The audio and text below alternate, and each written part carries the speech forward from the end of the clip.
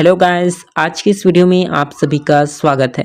आज की इस वीडियो में हम जॉन टेलर विकृति के बारे में जानेंगे कि जॉन टेलर विकृति होता क्या है।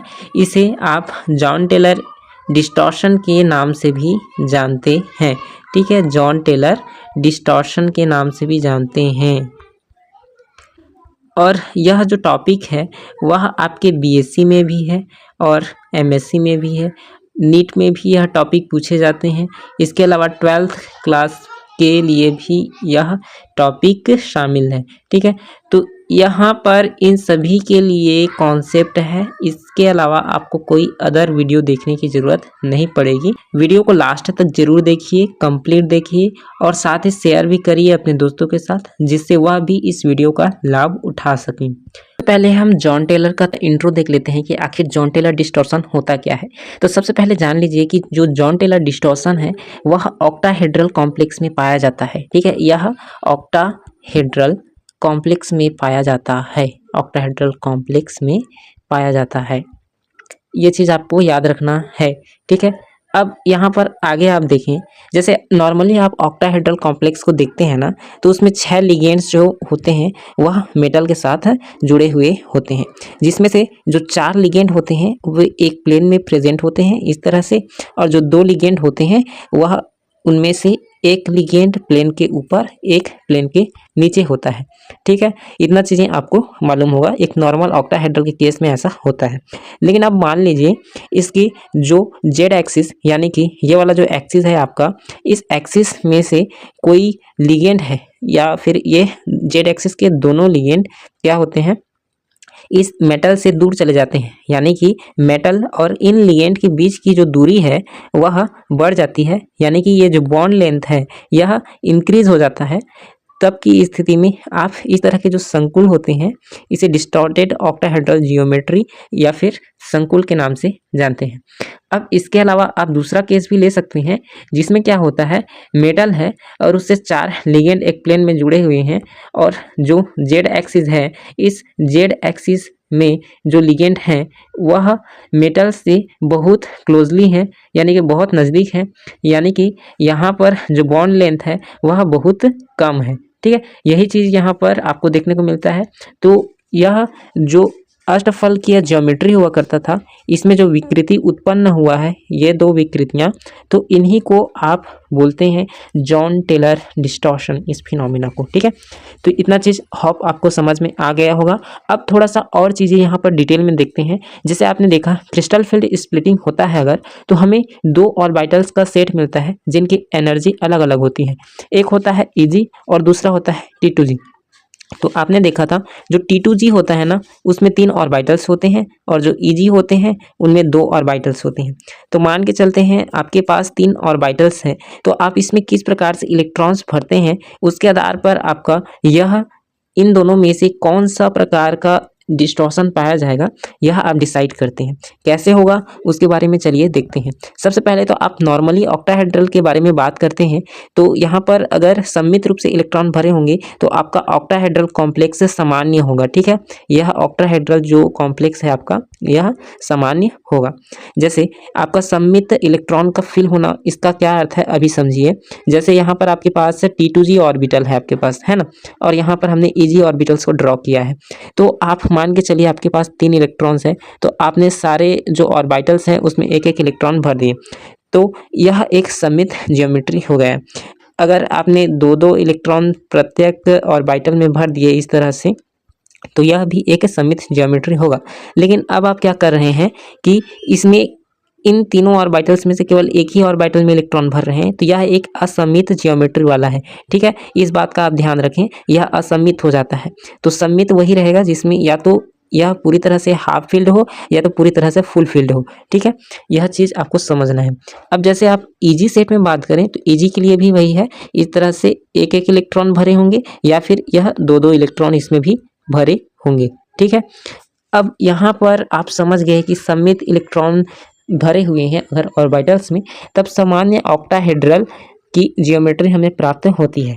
इस केस में आपको डिस्टॉर्शन नहीं देखने को मिलता है, विकृति देखने को नहीं मिलता है। लेकिन अगर कैसे इलेक्ट्रॉन कॉन्फ़िगरेशन हो, असममित इलेक्ट्रॉन कॉन्फ़िगरेशन हो, असममित इलेक्ट्रॉन कॉन्फ़िगरेशन हो, तब की स्थिति में आपका जो डिस्टॉर्शन है वह पाया जाएगा। जैसे आपके इजी सेट है, तो इजी सेट में केवल एक इलेक्ट्रॉन आपने भर दिया, तो यह एक असममित जियोमेट्री हो गया, असममित इलेक्ट्रॉन का कॉन्फ़िगरेशन हो गया, ठीक है। तो असममित होने पर आपका जॉन टेलर डिस्टॉर्शन पाया जाएगा। लेकिन किस केस में यह वाला डिस्टॉर्शन होगा, जिसमें आपके दोनों जो लिगेंड हैं जेड एक्सिस में, वे उनकी जो बॉन्ड लेंथ है वह इंक्रीज हो जाए, ठीक है। तो इसके लिए आपको क्या देखना है, आपके पास इजी सेट में अगर यह असममित इलेक्ट्रॉन कॉन्फ़िगरेशन दिख रहा है, तो आप कंफर्म कर लीजिए हमेशा वह यहाँ पर बॉन्ड लेंथ को इंक्रीज होता हुआ पाएंगे। यानी कि हमेशा यह जो बॉन्ड लेंथ आपको दिख रहा है मेटल और लिगेंड के बीच जेड एक्सिस में, यह इंक्रीज रहेगा। अब T2G की बात करते हैं। एक केस रहता है जिसमें यह लॉन्ग बॉन्ड वाला आपको देखने को मिलता है, एक में शॉर्ट बॉन्ड वाला आपको देखने को मिलता है। तो यह केस कैसे उत्पन्न होता है, जैसे या तो आपके पास इस तरह से दो इलेक्ट्रॉन फिल हैं और यह असममित इलेक्ट्रॉन कॉन्फ़िगरेशन है, आप देख सकते हैं यह हाफ फिल्ड नहीं है ना ही फुल फिल्ड है ना। यह एक असममित है और इसमें दो अयुग्मित इलेक्ट्रॉन प्रेजेंट हैं, तो लॉन्ग बॉन्ड वाला जो डिस्टॉर्शन है उसको शो करेगा, ठीक है। अब दूसरा देखिए, अगर तीनों में एक एक इलेक्ट्रॉन और यहाँ पर इस तरह से दो ऑर्बिटल में और दो इलेक्ट्रॉन फिल हैं, तो यह भी लॉन्ग बॉन्ड वाला जॉन टेलर डिस्टॉर्शन शो करेगा, ठीक है। अब आ जाते हैं आपका शॉर्ट बॉन्ड लेंथ वाला डिस्टॉर्शन। तो यह जॉन टेलर डिस्टॉर्शन कब पाया जाएगा, जब आपका जो T2G ऑर्बिटल है इसमें केवल एक असममित इलेक्ट्रॉन होंगे।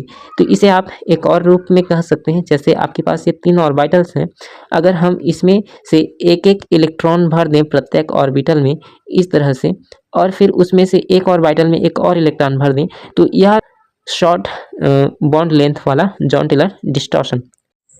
अब यहाँ पर हम थोड़ा सा थ्योरी देख लेते हैं, जिससे आपका जो कॉन्सेप्ट है जॉन टेलर विकृति का वह और भी क्लियर हो जाए।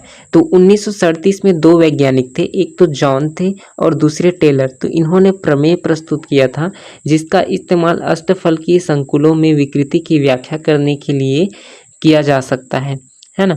तो आप जानते हैं इलेक्ट्रॉन युग्मों में यह प्रवृत्ति होती है कि वह अपनी स्थिति को जितना दूर हो वह करते हैं, है ना, कर सकते हैं वह उतना करते हैं। इसके आधार पर आप क्या करते हैं, संक्रमण धातु संकुल की ज्यामिति को निर्धारित कर सकते हैं। यह वैलेंस बॉन्ड थ्योरी के अकॉर्डिंग भी है, जिसमें किसी भी जो कंपाउंड है उसकी ज्यामिति को बता सकते थे। अब यहाँ पर एक और बात बोली गई है जॉन टेलर विकृति में, वह है डी ऑर्बिटल का सममित रूप से भरा होना या असममित रूप से भरा हुआ होना। तो सममित रूप से भरा हुआ होना यह हमने आपको ऑलरेडी बताया हुआ है, असममित रूप से भरा होना यह भी हमने बता दिया है। तो यहाँ पर हम एग्जाम्पल देखेंगे आगे चलकर, थोड़ा सा और यहाँ पर थ्योरी को देखें, एक पैरा यहाँ पर दिया हुआ है। तो जो अष्टफलकीय संकुल होते हैं उसमें 6 लिगेंड के कारण होने वाला जो प्रतिकर्षण होता है डी ऑर्बिटल को T2G और EG दो ऊर्जा स्तरों में विभक्त कर देता है, जो कि यह बताता है, यह दर्शाता है कि संगत डी ऑर्बिटल तथा जो लिगेंड के बीच प्रतिकर्षण होता है, यदि डी इलेक्ट्रॉनों का वितरण सममित है, मान के चलिए सममित है, तब 6 के जो 6 लिगेंड हैं वे समान रूप से विकर्षित करेंगे और जियोमेट्री जो रहेगा सामान्य अष्टफलकीय होगा। सामान्य अष्टफलकीय का अर्थ यह है कि आपके जो मेटल हैं उस मेटल से जितने भी लिगेंड जुड़े हुए हैं, तो उन सभी के बीच का जो बॉन्ड लेंथ होगा वो इक्वल हो। अब यहाँ पर हम इलेक्ट्रॉनों की सममित व्यवस्थापन का एग्जाम्पल ले रहे हैं। कौन कौन से कॉन्फ़िगरेशन होते हैं जो कि असममित व्यवस्थापन एवं सममित व्यवस्थापन देते हैं, तो यहाँ पर हमें सारणी में उसकी जानकारी मिलेगी। तो सबसे पहले हम सममित व्यवस्थापन के लिए सारणी देख रहे हैं। Electronic configuration D0, D3, D5, D6, D8 और D10 के लिए यह सममित व्यवस्थापन हमको मिलता है। हम जानते हैं दो ऑर्बिटल का सेट जिसे हम EG कहते हैं और 3 ऑर्बिटल का सेट T2G स्प्लिटिंग होने पर यह दो भिन्न ऊर्जा स्तर हमको प्राप्त होते हैं। तो जो T2G होता है उसमें पहले इलेक्ट्रॉन भरता है अगर ऑक्टाहेड्रल है तो, और हम चूंकि जॉन टेलर डिस्टॉर्शन देख रहे हैं और जॉन टेलर डिस्टॉर्शन किन में पाया जाता है, ऑक्टाहेड्रल कॉम्प्लेक्स में पाया जाता है, तो वही सबसे पहले इलेक्ट्रॉन भरेगा T2G में। तो आपको इलेक्ट्रॉन फिल करते जाना है। जैसे 0 इलेक्ट्रॉन है तो यहाँ पर आपका सारे के सारे ऑर्बिटल्स हो जाएंगे खाली, और इसके लिए प्रबल अथवा दुर्बल दोनों के लिए ही लागू होता है यह कंडीशन।